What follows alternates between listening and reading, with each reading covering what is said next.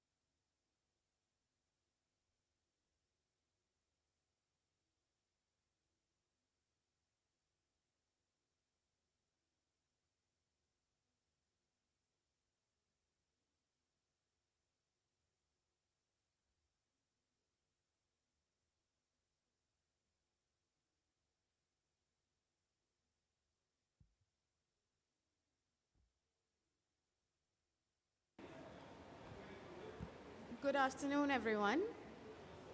Welcome to this side event on accelerating implementation of climate action, support for policy and practice today here at COP27. Thank you so much for joining us today. Ladies and gentlemen, we are at the start of a critical decade for the acceleration and implementation of climate action. As informed by the latest IPCC reports, implementation efforts need to be stepped up and scaled out now if we are to be on track to achieving the long-term goals of the Paris Agreement. Since last year's COP, many countries have submitted new and/or updated NDCs, responding to the call for strengthened NDCs coming out of Glasgow. And a number of countries are currently in the process of updating their NDCs. Indeed, one of the highlights of the IPCC report was the message that finance, policy frameworks, and technologies that can support the achievement of the Paris Agreement goals and the implementation of NDCs are available. However, to accelerate the transition at the magnitude and speed required to meet these goals, it is critical to foster innovative and efficient approaches to connect country priorities and related support needs with targeted and equally ambitious expertise, financial and technical assistance. They're having a good time. This side event then brings together countries and development partners in a conversation on priorities, experiences, support needs, and the opportunities and challenges in the efforts towards the implementation of their NDCs. And we have a very exciting program planned for you today. We will start with the launch of a new explainer video from the UNFCCC Secretariat on NDCs. This will be followed by a brief scene-setting presentation detailing the key outcomes of the 2022 NDC synthesis report, which will be followed by a presentation by our colleagues from the GCF, who will share with us information on scaling climate action for NDC implementation. We will then take a deep dive into the experiences of parties and development partners on accelerating ambition and kickstarting implementation of NDCs through the development and implementation of various policies and measures to achieve their targets. So without further ado, allow me to introduce to you the video. This video is part of a series of explainer videos by the UNFCCC Secretariat that aim to convey complex topics and concepts under the climate change process in a simple and accessible way. This latest video that you are about to see is about nationally determined contributions, NDCs, and explains what they are, what they include, and also gives a high-level view of what is involved in their preparation and submission.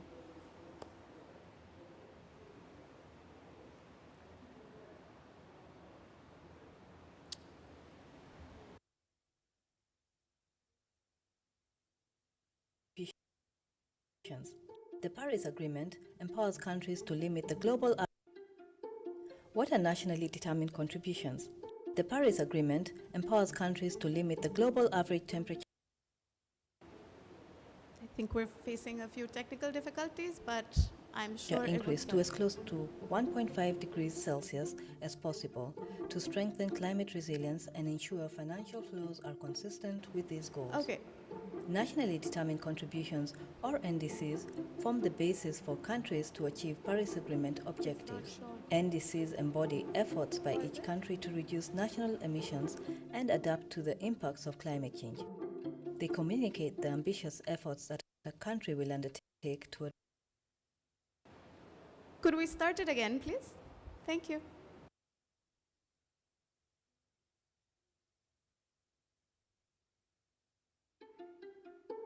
What are nationally determined contributions? The Paris Agreement empowers countries to limit the global average temperature increase to as close to 1.5 degrees Celsius as possible to strengthen climate resilience and ensure financial flows are consistent with these goals. Nationally determined contributions, or NDCs, form the basis for countries to achieve Paris Agreement objectives. NDCs embody efforts by each country to reduce national emissions and adapt to the impacts of climate change. They communicate the ambitious efforts that a country will undertake to address climate change.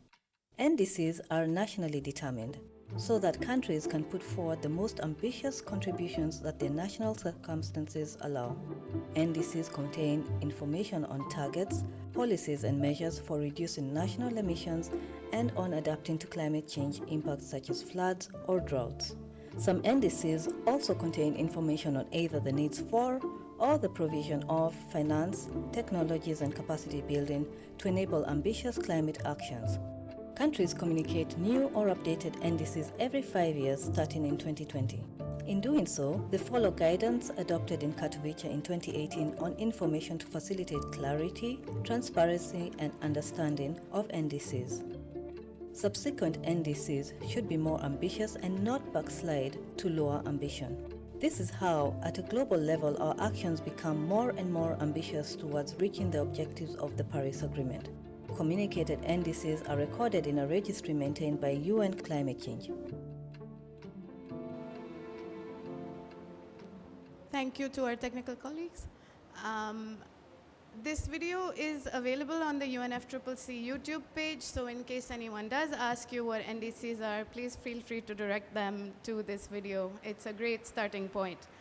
And with that, I would like to welcome to the stage my colleague Bernd Hackman, team lead of the NDC LT LEDs and Sectoral Support Unit at the Mitigation Division in the UNFCCC Secretariat, who will share some key outcomes from the 2022 NDC Synthesis Report. Thank you, Sara Mini. As the video explained what NDCs are, we every year in the Secretariat take a very close look at all NDCs, and we bring all of this information together. So we analyze the numbers, and maybe you have heard about that. We just recently published this NDC report. And unlike the applause that we hear right now, the findings of these reports are rather pointing in the other direction. So NDCs are much better than the very first round that we got, but they are by far not enough of what we need to do. Nevertheless, when you analyze these NDCs, when you look at the numbers that are in there, you also realize that parties and countries are putting forward a lot of efforts, especially already, and we can see this progress compared to a couple of years back when the initial round of INDCs was put forward. Countries are increasingly enhancing their ambition, but I think what is more importantly, and that is what we will talk about today, implementing really efficient climate action. Next slide, please.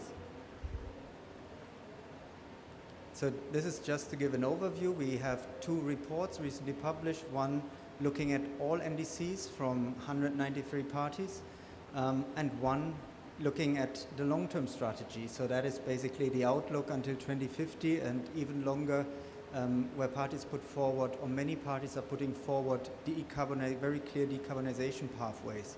Next slide, please. When analyzing the NDCs, and we will share all this information on one end in our report, so it's very difficult to see, and I want to basically give a flavor, and we will also make it available here in this side event. But what you see is that the range of actions, of climate action contained in NDCs span across all sectors. So the yellow ones are energy-related activities, and are those that are almost contained in all NDCs. The blue ones relate to transport, so many, many transport measures in there. The next one is buildings. You see almost 80% of NDCs include action relating to building. Industry is purple, agriculture red, forest, another one where a lot of countries put their effort in, waste, and many other issues. What we want to show you with this slide is that action is really happening, but NDCs are promises for the future until 2030. So we need to get started, and parties need to get started to put these actions into reality, from paper into reality, and that across all sectors. As you can imagine, and also as you certainly know, this spans across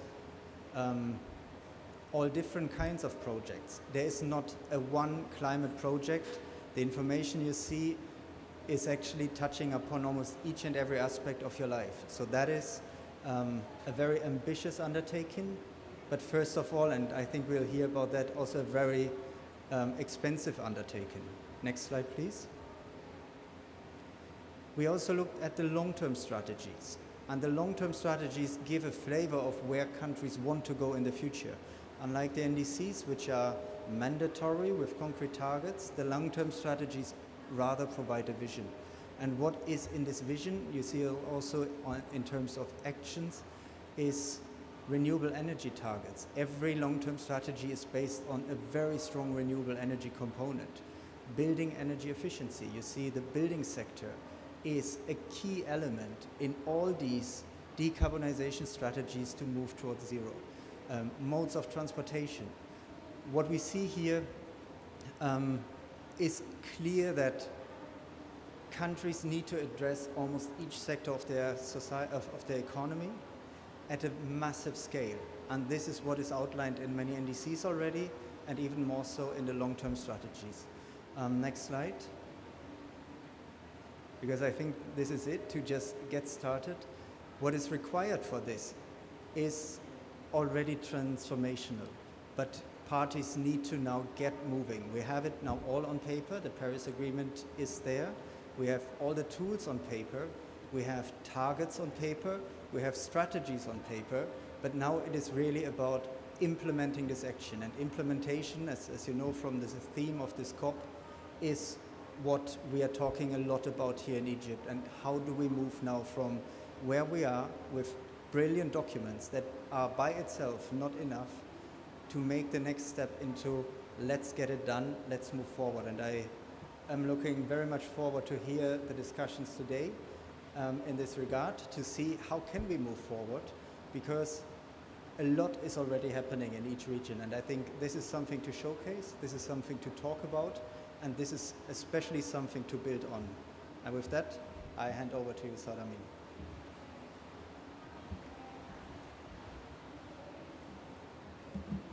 Thank you so much, Bernd, for these insights and for reminding us that parties are planning, communicating, and prioritizing various mitigation measures in their NDCs. And now to share with us pathways towards the implementation of these targets and strategies on paper, as Bernd mentioned, I would like to welcome on Lilian Macharia, Director of Portfolio Management at the GCF. Lilian, the floor is yours.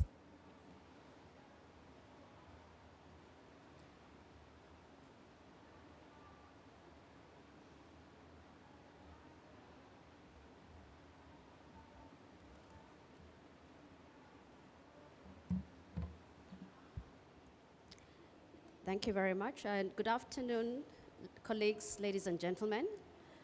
As you heard, my name is Lilian Macharia, and I work with the Green Climate Fund, and it's a pleasure to be with you here today. So if you move on to the next slide, yes. You will note that the planet has come a long way since the first round of the intended nationally determined contributions was presented in 2015. In the months that preceded the formulation of the historic Paris Agreement. And now, 7 years later, under better guidance provided to the parties of the convention, the global investment landscape is very different.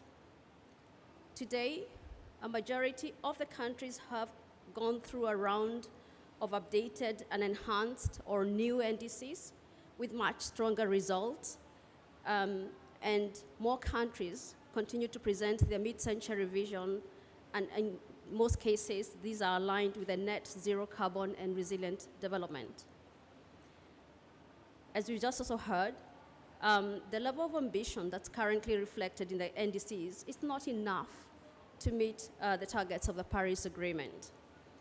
The latest science from IPCC tells us that we are facing a narrowing window of opportunity for both mitigation and adaptation action that requires us to shift from incremental to systemic actions and responses. But that notwithstanding, there are encouraging news, but there are also some challenges. If we go to the next slide, please. Sorry. No, sorry, if you go back to the first slide. Sorry, I can't see. Okay. Now go back up, please. Right. We have, yes, so we have a rapidly, changing cost curves for new technology, and we now have that the new renewable technology and renewable energy costing cheaper than any fossil fuel, even though access to innovation and finance remains unevenly spread.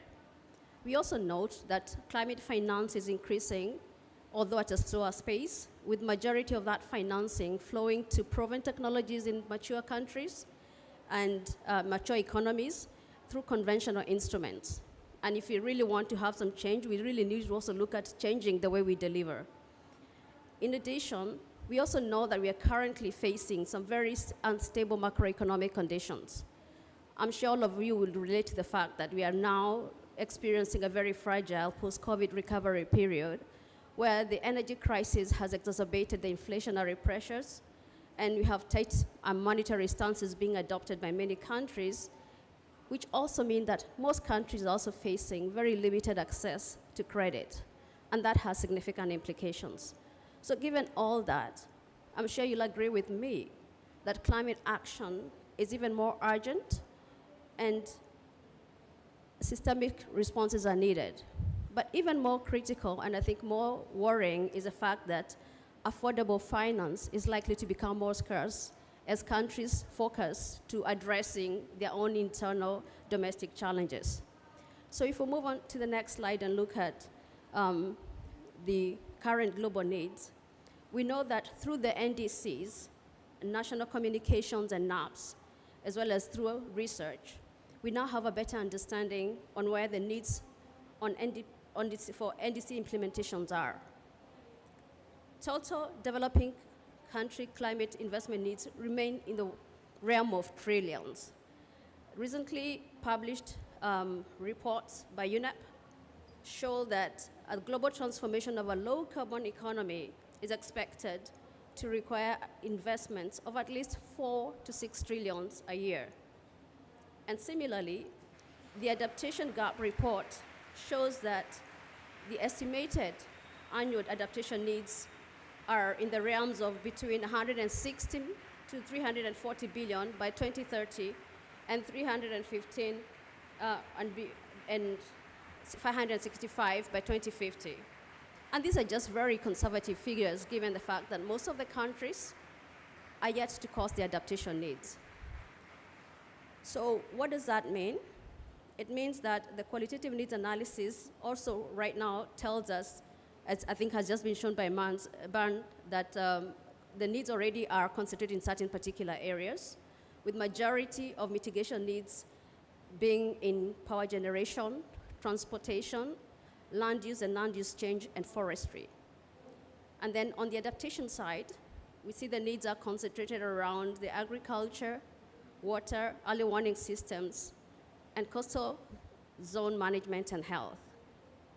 So moving forward with NDC implementation, we see that capacities are needed across the board to translate those national and sectoral commitments into actual investments, and I'll elaborate that in a minute. So if we look at our pipeline of projects and programs that we already have at GCF, we have initiatives worth over 40 billion, either as part of our country or entity work programs that are under preparation. In sum, developing countries need strengthened ability to attract diverse sources of finance to finance their climate investments in order to meet the scale of need. I think it just tells you this is just one institution, and if we had to get this, if we multiply these across requests going to different institutions, there is a lot more need than we can actually account for right now. So moving on to the next slide, I'd just like to share with you the GCF vision on how we move towards the NDC and NAP implementation and investment planning. And this is articulated in the graph you see in front of you. And we refer to this as our green snake. Apologies to anybody who doesn't like snakes. Think about it as a corridor or something better for you. So if we start with step one, the universe of NDCs and NAPs and long-term strategies have been submitted to the UNFCCC. Now, under this, our framework, we bring in the usual tools for implementation planning at stage 2. And this means we try and ensure that there is alignment and integration of NDC priorities into national and sectoral planning, and that these are also included in the socioeconomic and multidimensional analysis at country level. And then we move on to step 3, which we consider a very crucial one. From a climate perspective, we believe that it's essential to undertake an evidence science-based option identification. Now, what does that mean? We want science to inform NDC investment options. And for this, we of course need to also have a robust emission inventories and scenarios, as well as vulnerability assessments. Now, this represents for us a strong foundation that can then be informed by other criteria, such as cost effectiveness or equity, in order to prioritize investment. And we see these opportunities to be very much in line with what IPCC is proposing in its 6th assessment report on systemic analysis. So, and we think this is important to understanding the cross-sectoral trade-offs and co-benefits, and to also inform the prioritization of projects. We also believe that systematic analysis that we undertake at this stage should be driven by ambition of each country. And it should also be driven by, or should be guided by the 1.5 degrees centigrade or 2 degrees centigrade emission pathways. Now, once we have formed the prioritization at this stage, we move on to analyze the investment needs and landscape at stage 4. So we would look, as I said, at the costs, but you also look at the financing options, be they public or private, or whether we use blended finance. And we also look at the types of instruments we can use to finance, to support investments in climate. That is whether sovereign debt, whether we want to use private debt, equity, or insurances. And then we also look at how do we address barriers to implement such investments. And of course, we also look at the range of financing resources. For us, this is an opportunity to understand what strengths each financier brings to the table, and for us to make an optimal allocation according to the barrier analysis that we would have conducted. And once we have then done all that analysis and concluded it, we should end up with at least 2 clear portfolios for public investment and for private investment. And then we then move on to steps 5A and 5, and then which are then tackled in 2 sets of actions. The first one is de-risking.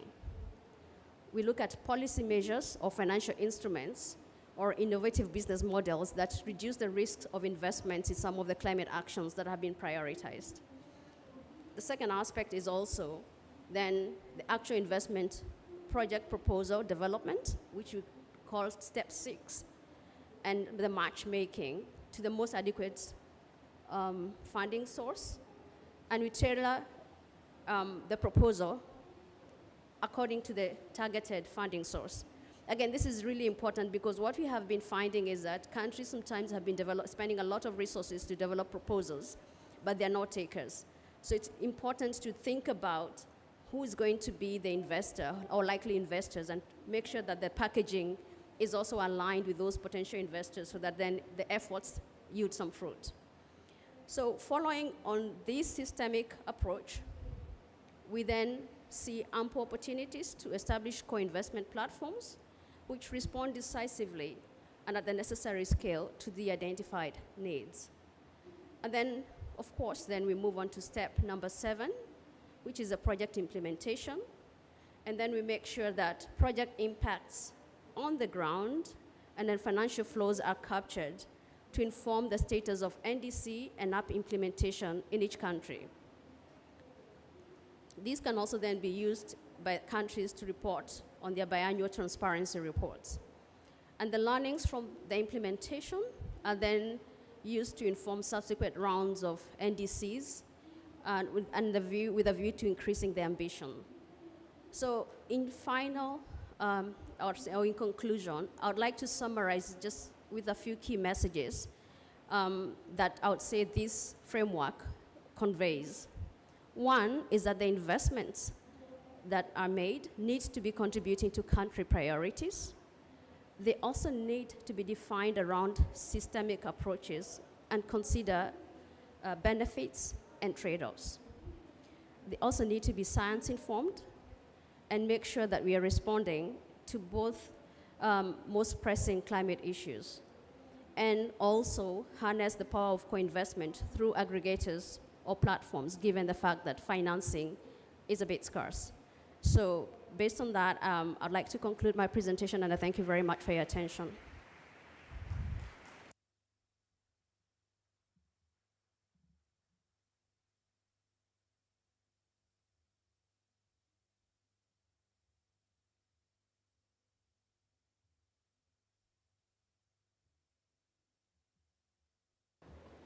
Thank you so much, Lillian, for that presentation, which sets us up very nicely for the next session of the panel, where our colleague Mubarak Mukaila, Head of Sustainability at the West African Development Bank, will be moderating a panel discussion on enhancing ambition and accelerating implementation, planning, and support. In this panel, countries and partners will share examples of NDC implementation on the ground towards enhanced climate action. Mubarak, if I may.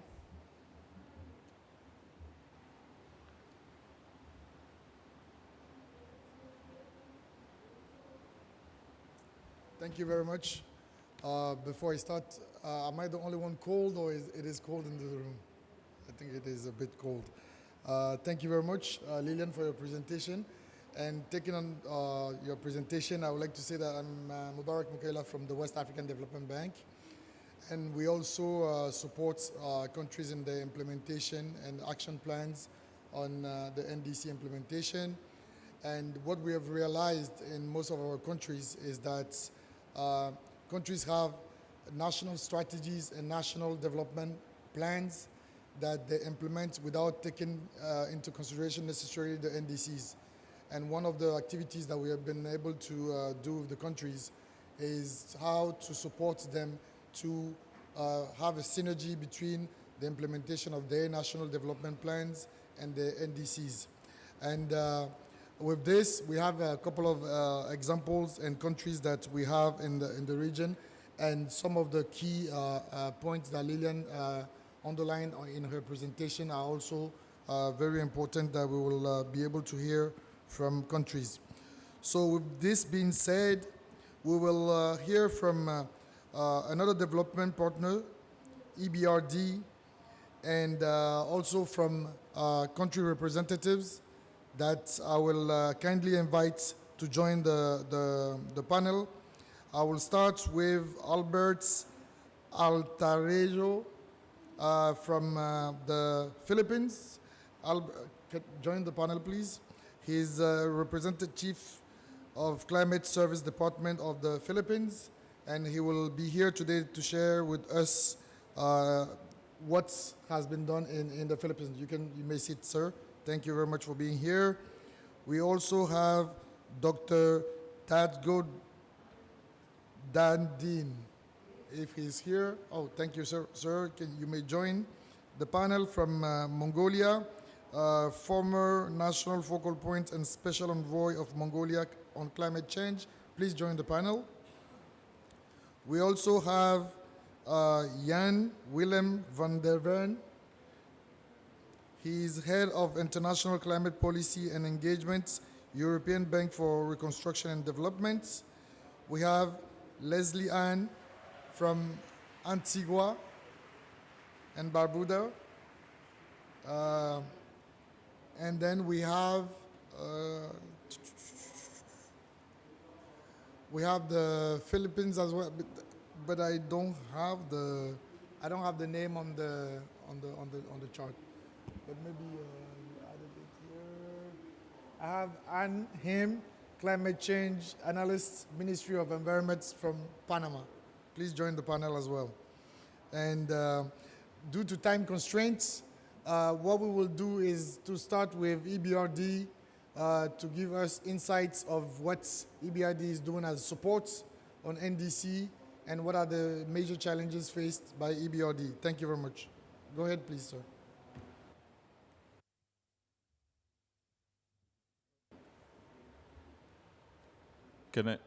Yeah. So lots of microphones, and most turn red if they're on, but this one turns green. So that was slightly confusing.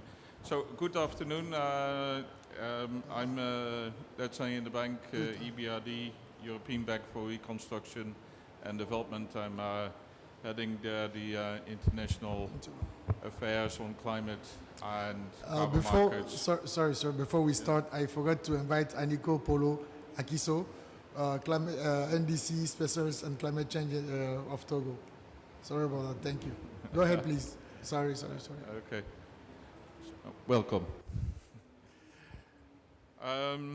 So for the EBRD, this whole area, and as I may say also for all the MDBs, this area of NDC's long-term strategies is very, very important.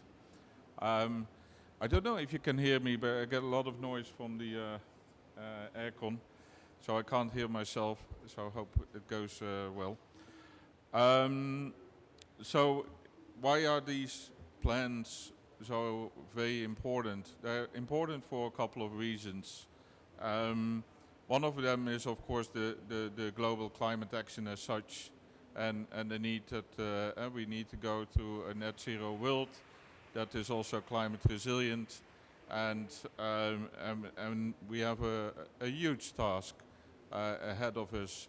Now, but there's also, as you know, a lot of discussion on direction, how to travel on that pathway, and here long-term strategies in particular can be very helpful, because they can lay out on a country. It's a country-led. Countries can determine where they want to specialize their economies in, what they want to do about the climate problem, and how. Now, to come to that point, we need quite a bit of analytics and modeling, and that's and then on top of that, there needs to be also a proper dialogue with all of the stakeholders in the economy, and I would say the private sector in particular, because they are the drivers eventually. They need to come along with the government in driving this necessary change. It's not a question as to whether it's necessary. It is necessary, but we need to find out how we go about it. So as MDBs, and there's a lot of analytical work, and I want to commend also my colleague Songa, who is sitting there in the back. She does an awful lot of work on analytical work in our countries that we work on. Now, as EBRD, we look to a number of perspectives. One is the long-term strategies, what I mentioned, the NDCs, but we also work with private sector on what we call low-carbon pathways. And it's really that dialogue with the industry, like the cement sector, the steel sector, the fertilizer sector, as to determining what is necessary in the country. Once you plotted out your ambition, what is necessary in the country to determine what changes are needed in the national regulation, in the incentives, in the fiscal structures, and then what kind of projects, programs can be deployed to really implement all these plans. And of course, it's a private sector what we focus on, and they need to see return in the end of the day. But again, the policy environment is one of the best way to kind of, well, I hate myself the word de-risk, because de-risk is always, risks are always there. It's about managing the risk and giving the industry and the private sector the tools to manage the risk. So that I think is quite important.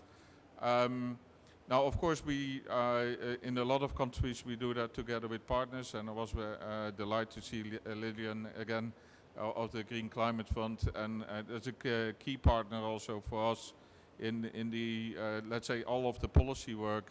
So we basically deliver a package. Yep, and you may have heard about the UNFCCC Energy Pillar program here in Egypt. We deliver as MDB a package of policy support and investment support, and then hopefully show the way to implement. I could give you a couple of examples. Oh yeah, and not to forget, we not only work on the national level, we also very much work on a more regional and local level. So we have what we call the Green City Action Plans, which is basically a mini NDC, but then on a city level. And we have already there many examples where, so for example in Turkey we work on a a Green City Action Plan with Istanbul, with Izmir, Gaziantep, if I understand. So there are lots of examples. In Georgia, we work with Tbilisi. And these action plans we also translate eventually into real business for the private sector and so on. So, for example, as a result of our low carbon pathway work in Turkey in the steel sector, we have been able to work on energy efficiency in Erdemir steel plant and doing a transaction there. So you have to see. So it may be for some of you, these NDCs and LTSs are cumbersome, yeah. But again, there's a climate necessity. But I would also say there's increasingly a necessity to do these as you want to enable international finance to come into your countries, because our shareholders are asking us to be Paris aligned. And to be Paris aligned means, of course, that we need to look at your country strategies and see how you plan your way, how you plan your economic development, and then be able to seek the right finance for the projects you want to implement. I think that's about 4 minutes. Yeah, thank you. Yes, thank you very much for clarifying and giving us details on what EBRD is doing. After this is the second multinational organization that has given us examples of what they're doing. Now we will like to hear from countries in terms of what are their success stories in implementing the NDCs, and how they would like to hear, or what kind of products they would like to get back from multinational organizations that you just heard. Does it align with what you're doing in your countries? So to start, we will start with Anahim. We would like to hear from you what are key elements that you are looking from support of organizations. Thank you. Well, good afternoon, everyone. Here, Anahim from Panama, specifically from the Ministry of Environment.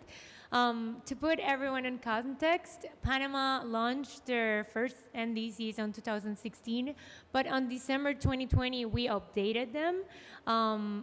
We have 29 goals in 10 different sectors. We maintain mitigation goals on energy and LULUCF sectors, and we added 8 other different sectors, including health, sustainable infrastructure, circular economy, and others. I would like to highlight 2 great examples that we have in Panama regarding implementation of NDCs. One of them is Reduce Your Corporate Footprint, which is the first national program involving the private sectors for them to quantify and report their greenhouse gas emissions or their carbon footprint. And we also launched a First 50 declaration that is willing to include the private sector and map their carbon neutrality commitments by 2050. This initiative was launched in 2021, and under our NDC, we had the commitment or the goal of having 100 or more organizations under this program. And this year, 2022, on its second cycle, we achieved, not achieved, but we got the registration and reporting of more than 100 organizations. So basically, we already accomplished that NDC or goal under the NDC, which was having 100 organizations reporting under the program. So from the development organizations, we hope to have collaboration for have the support in finance, like financial support, to achieve the other 28 goals that we have under our different 10 sectors. And we really need support to also design and establish our LTS, which is now in that phase of design. Thank you so much. Thank you very much for presenting what Panama has been doing. Now, I would like to also give the floor to another country that has been doing a great work on NDC's support. I would like to give the floor to Mongolia to also kindly share with us what Mongolia has been doing on NDCs. Thank you. Thank you very much. Thank you very much. Also, I would like to thank the organizers for this opportunity. Yes, Mongolia already updated its NDC in 1990. I mean, the last update. Also, we have our implementation plan, our NDCs. It was approved in 1921. So our unconditional mitigation target is 22.7%. It's not so high, might be. No, but for Mongolia, it's quite challenging target. So now we are trying to implement the measures identified in our NDC and its action implementation plan. So we are working with some partner organizations and supporting developed countries. So actually we have some very good collaboration with GCF and other development partners. Also we have some good partners in Japan, European Union. So our work area is mainly focused on the renewable energy increase, also energy efficiency improvement in some industrial in the energy sector. Also, next point is that we are trying to improve or increase our carbon sinks because we have a huge land area.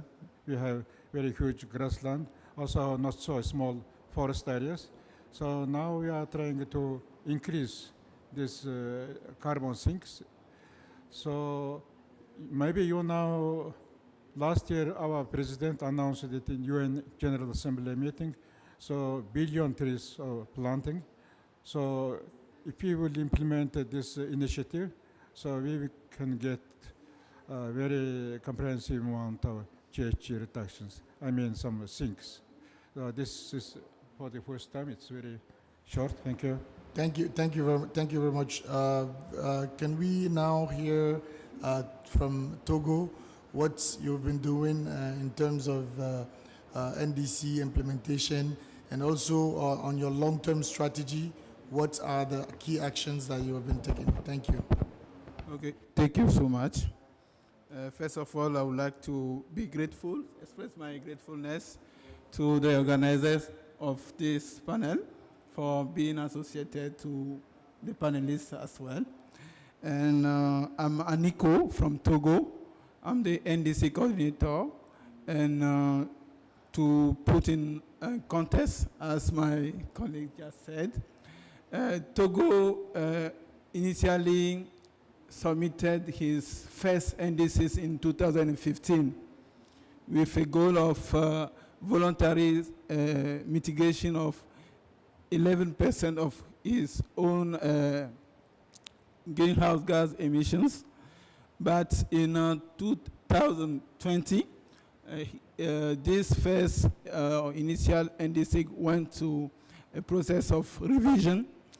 And then with a strong political will, we came out with twofold ambition increase.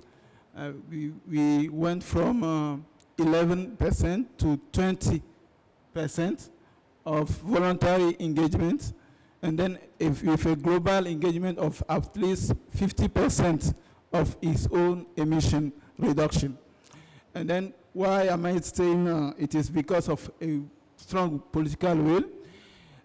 In 2020, the government defined a roadmap for its development, for Togo development, with very specific targets for each sector that enable the NDC updating process to align the NDC objective with the government priorities.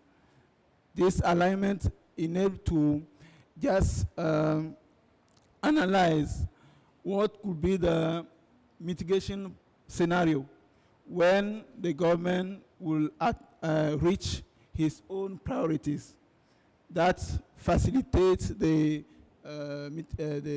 revisions process, meaning that we were able to set up goals for each sectors. We were also able to define scenario for each sectors, and combining all those sectors, we have a global reduction ambition of 50% of the national emissions. We also added new sectors in the revision process, like water resources. We engage more stakeholders coming from local societies, local communities, to high-level political actors, with the engagement of some private sectors, actors as well. And then we also add some new gases like SLCPs that enable us to have a very good goal of ambition. And then currently there are some ongoing projects that are being implemented in the framework of NDCs. I can give the example of the restoration of the coastal area from the coastal erosion. There is a big project with the finance or the funding of the World Bank. There is another project of reforestation, because there is a set goal to increase the vegetation cover of the country from 24% currently to 25%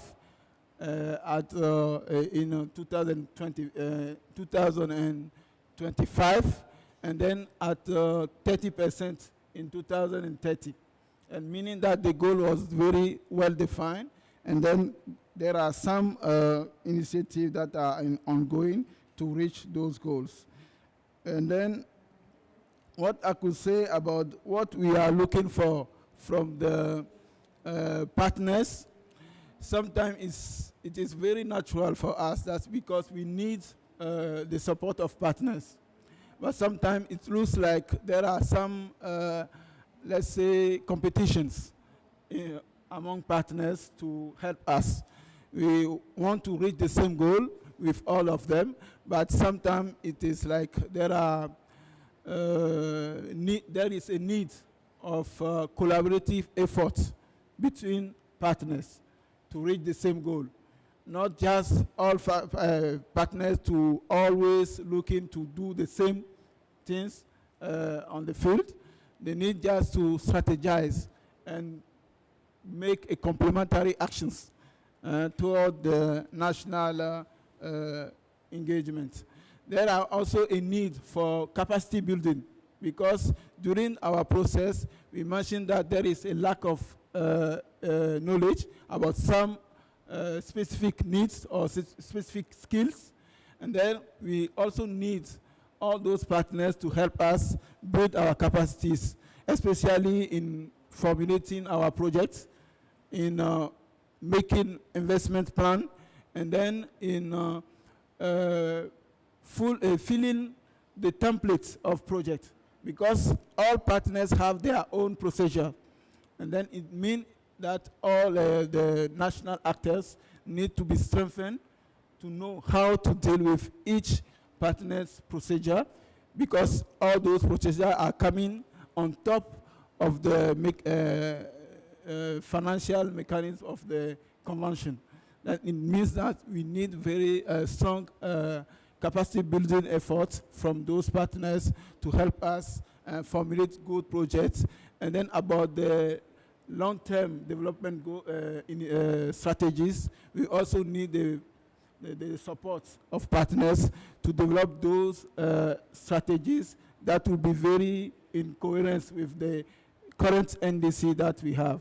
That is what I can say from now. Thank you very much, Togo, for sharing your example. Now we will go to Antigua and Barbuda to hear what has been done in there as well. Thank you.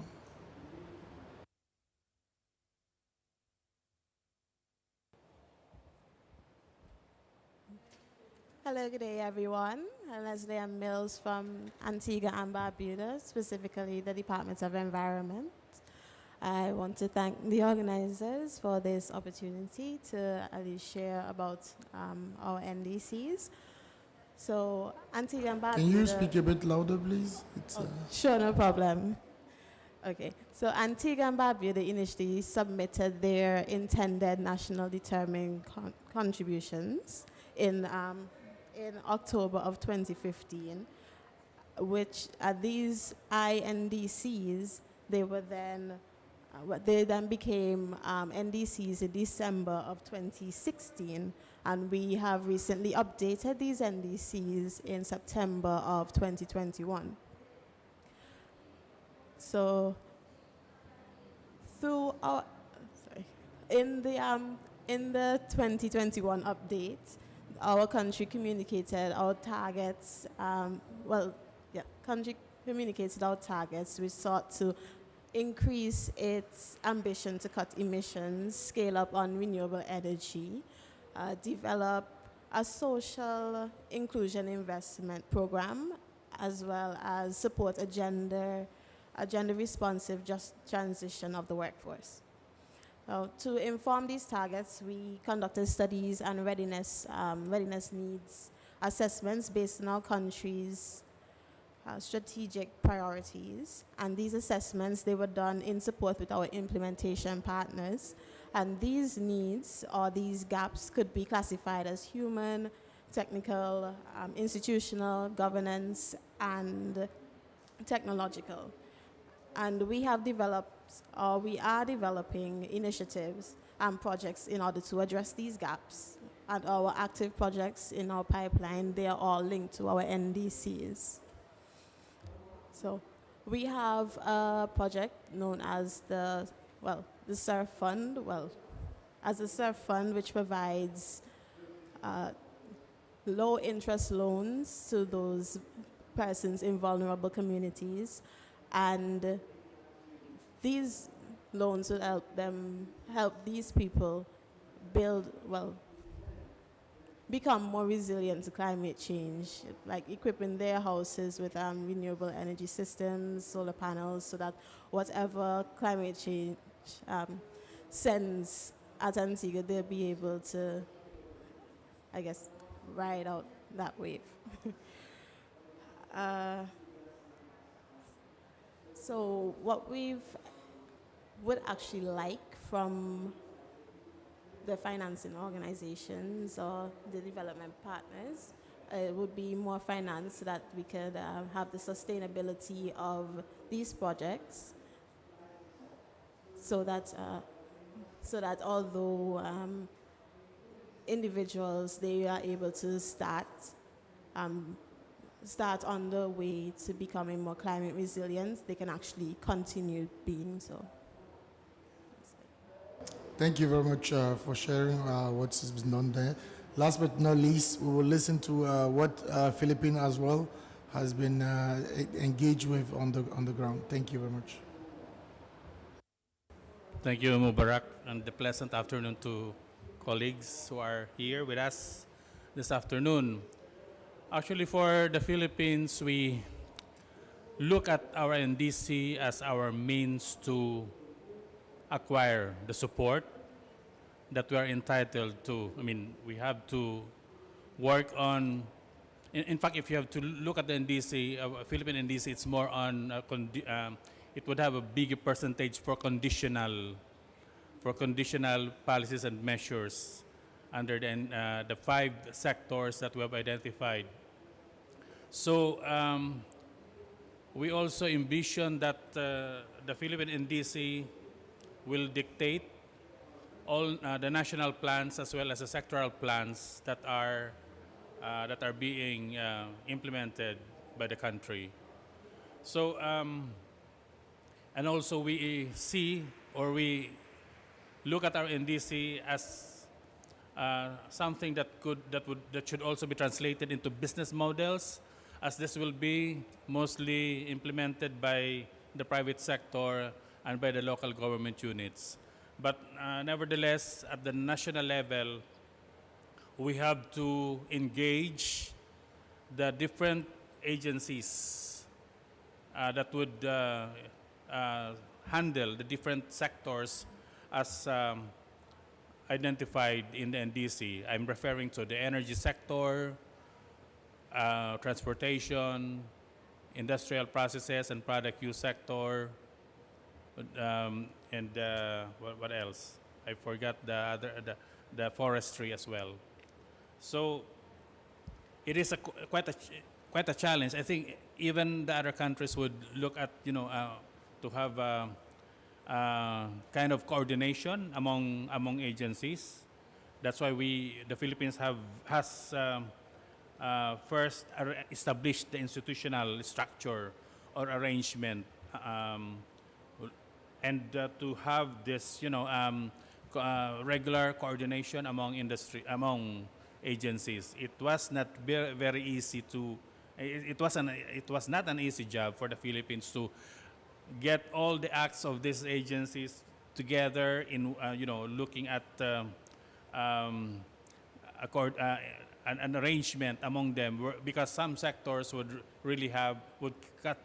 cut across different sectors. Like for example, the energy sector would also engage the agriculture and even the transport sector. So there's a cross-cutting kind of NDC implementation. So we really have to put up an NDC technical working group as well as a steering committee to work on this. Very important, most of all, is participation of other stakeholders, like as I mentioned, the private sector, the business especially, local government units, and civil society organizations, because these sectors would have a very important role in communicating the Philippine NDC within the society. That's why there's also an approach, the whole of society approach, which is being also which we are also looking at. Engagement with development partners for technical assistance. We have engaged the development partners, the different development partners, organizations as well. In fact, it's worth mentioning that we have engaged with the NDC partnership, and they have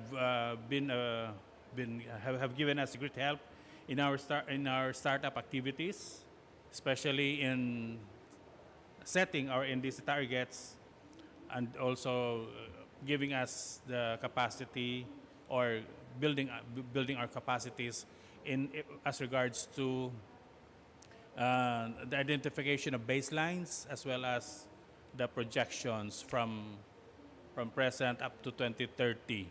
We would like to align the NDC with the other actions being done globally.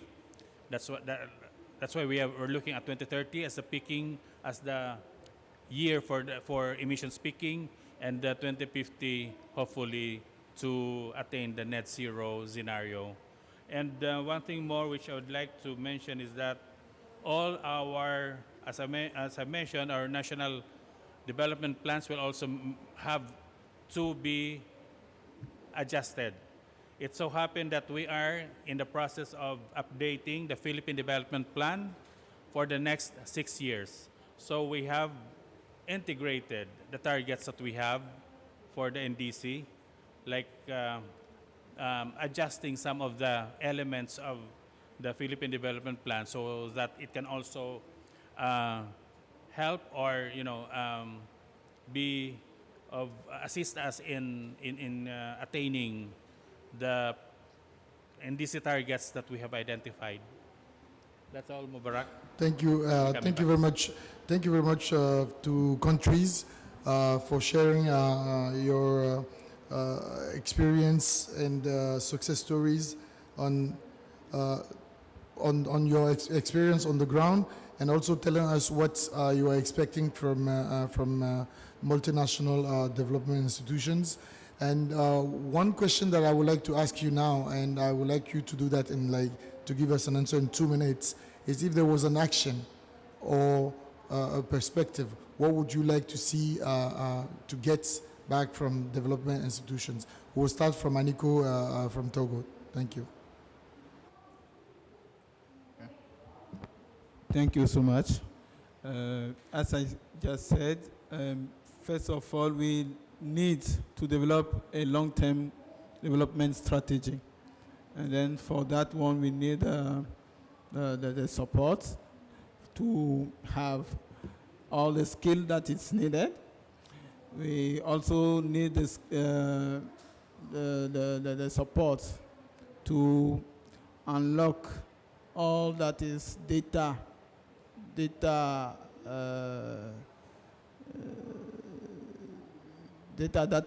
that are lacking for us to develop those tools.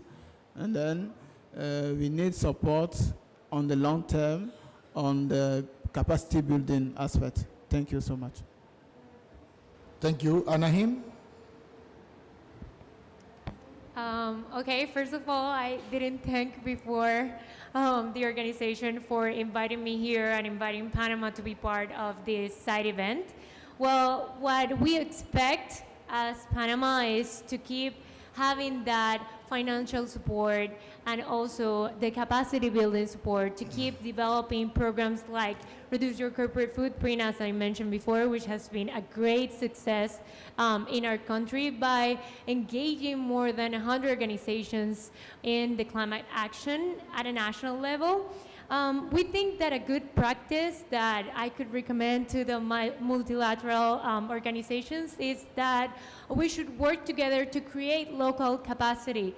That's a good practice that we've been trying to implement in Panama, because this helps us have the capacity to write the projects or collaboratively write the projects to really tackle those gaps and needs that we have as a country. And also in terms of challenges that I think that we could work together to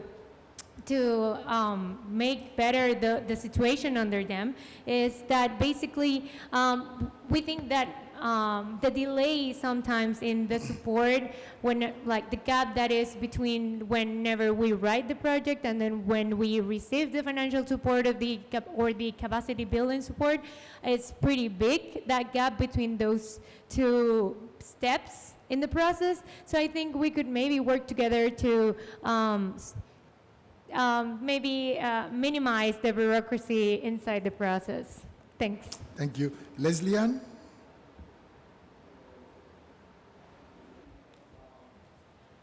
Okay, so since Antigua and Barbuda is a very small island nation, we have small. We can hear you. Antigua and Barbuda is a very small island nation, and we have small scale projects. So our projects would also be lumped with regional projects rather than, I guess, international or further. But what we would like is for the MDBs to actually work with us in the scaling up of locally led adaptation projects. And especially, well, our size brings some benefits. So with working with us, you would enjoy a smaller transaction cost, and we have smaller institutional arrangements, and we also manage risk differently, so we have a bit more flexibility in that area. Thank you very much. Now we go to Dr. Dagvador.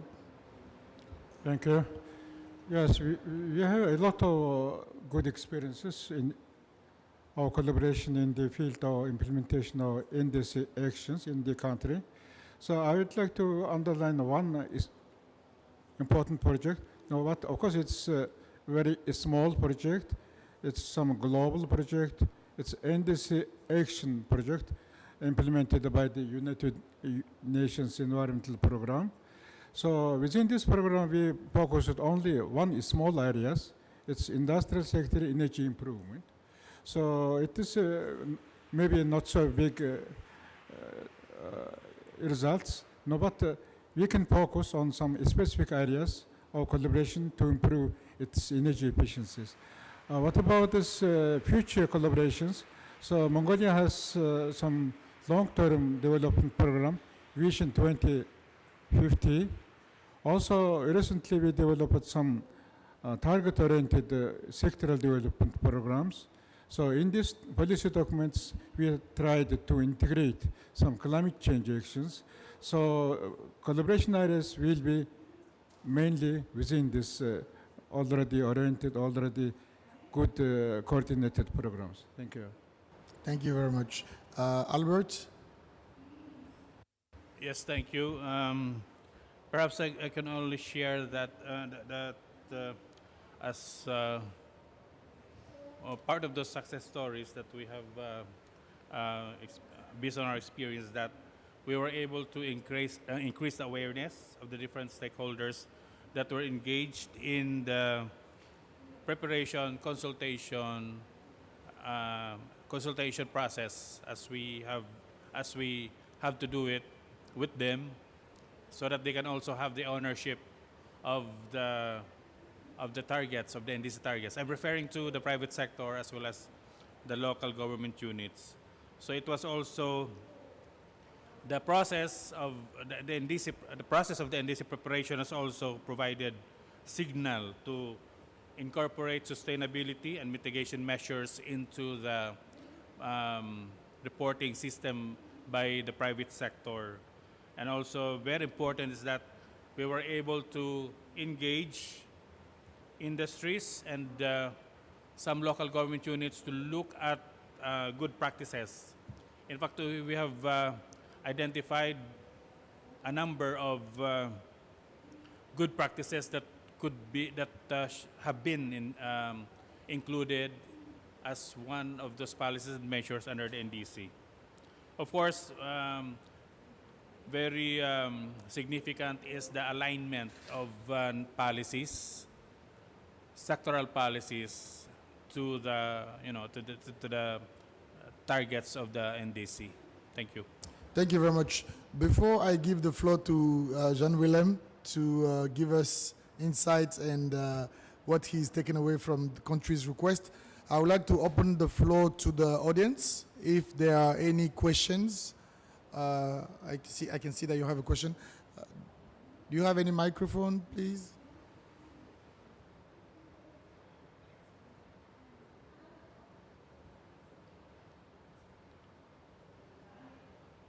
If you can quickly introduce yourself and then ask your question. Thank you. It is cold. It is cold. It is cold.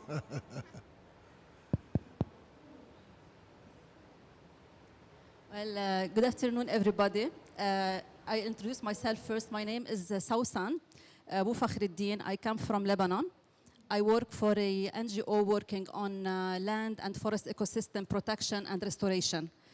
First, I'd like to thank all the presenters and the panelists. It was very nice and very fruitful and very thoughtful interventions, and definitely I took many points of actions back with me home. I'd like to talk from the perspective on an NGO.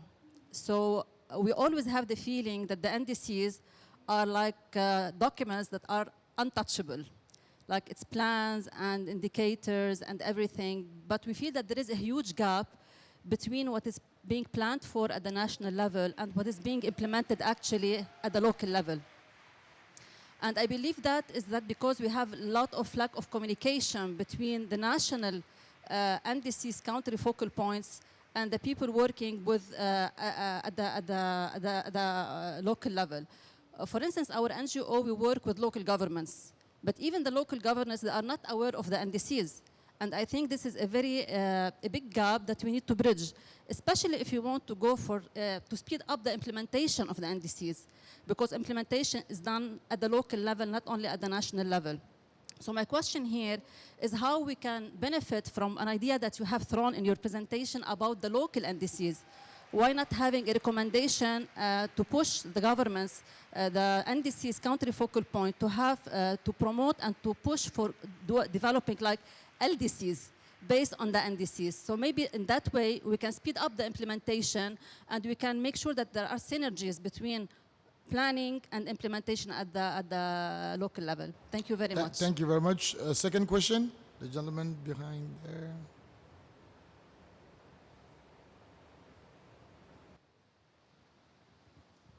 Yes, I'm John Paul Bai.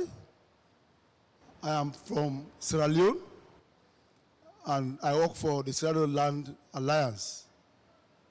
I've listened to countries' presentations, 5, except but one that mentioned the involvement of NGOs in the preparation of their countries' nationally developed contributions. And it goes for the UNFCCC secretariat as well as the presenters, because there is a complete mismatch. The NDC is like the UPR, in which countries on an annual basis review their commitments made during the Paris Agreement. And I think the theory of subsidiarity, where we hope the NGOs will be much more playing the role of transparency and accountability at the country level, will be very much pivotal. Because the point is, having presidents and countries coming at the highest level of COP, making flamboyant statements, which some of them are very untoward and very deceitful. We think NGOs must play the role of coming with another report that will speak to actually what prevails on the ground. I say this because for Sierra Leone, the NDC, I don't know if serious consultation were conducted, because we did a study on that. And that's the reason why when I came here, I was going almost every other event to actually, I visited about 3 NDC's events. What resonated is the fact that there were very poor consultation in terms of NGOs, and in fact, in the area of inclusivity, that was a very big challenge. So the point is, I want to encourage the UNFCCC, if really there is seriousness, because this is at the height of global responsibility to all of us. The secretariat must now be looking at how do we establish networks of civil society at country level, because they will come and say what government, all of them are government officials, want to see countries presentation, and then we have NGO presentation. Thank you very much. Thank you very much. We will now give back the floor to the panelists. We will get, unfortunately, due to time constraints, we will have to go to panelists to answer, and then I'm sure we will have opportunities to continue the discussions. So any of the panelists wants to take, Aniko, go ahead, please. Thank you so much for your questions. 1 minute. Okay, thank you. Maybe because of time constraints, we didn't came out with all the process that was engaged in revising or updating our NDCs. For the example of Togo, we make a countrywide consultation with all stakeholders, including NGOs and then local governments as well. We go all the country, all countrywide. And then I can assure you that from that one to the Glasgow COP, and then this COP, we have some mayor who represent the local government who are participating in this COP. And then we have also NGOs. You can go to the Togo pavilion. Even today, we make the day for NGOs in Togo. They were those who animated our pavilion in our place in Togo. That meaning that for us, we make sure that it was very difficult, I can say, but to engage all of those NGOs that are working in the environmental sectors. We do that by engaging youth because of their dynamism. We just, let's say, trained some youth NGOs, and then they went back to train other NGOs. And then for that one, we are sure that thank you. Maybe we are not able to cover all of them. Thank you very much. Thank you very much. Most of them. Thank you very so much for attempting to answer that question. I believe we will continue discussions. But before I close the panel, I would like to give Yan the last word on what are the key solutions that you have for all this. Thank you. Well, the first solution is we need all to work together. Yeah, that's very important. But thank you all for your wisdom and advice here. But again, the power to change comes from your own. Yeah, we can only help and help to accelerate. Let's say I heard the call for adaptation and resilience. We didn't even discuss nature, but I feel in the question of the gentleman in the public, there's also a just transition element. All these elements need to come together in very solid, high-quality, long-term strategies. It will take time, and we are impatient, and there's an urgency. So the MDBs are working on something called an LTS facility. I hope we can get it in the air in the coming year. Not guaranteed, but if we get it in the air, then I promise then we will seek very quick turnarounds, because I also heard the call, let's say that we don't have months and months to wait for the money to come to hire the resources needed.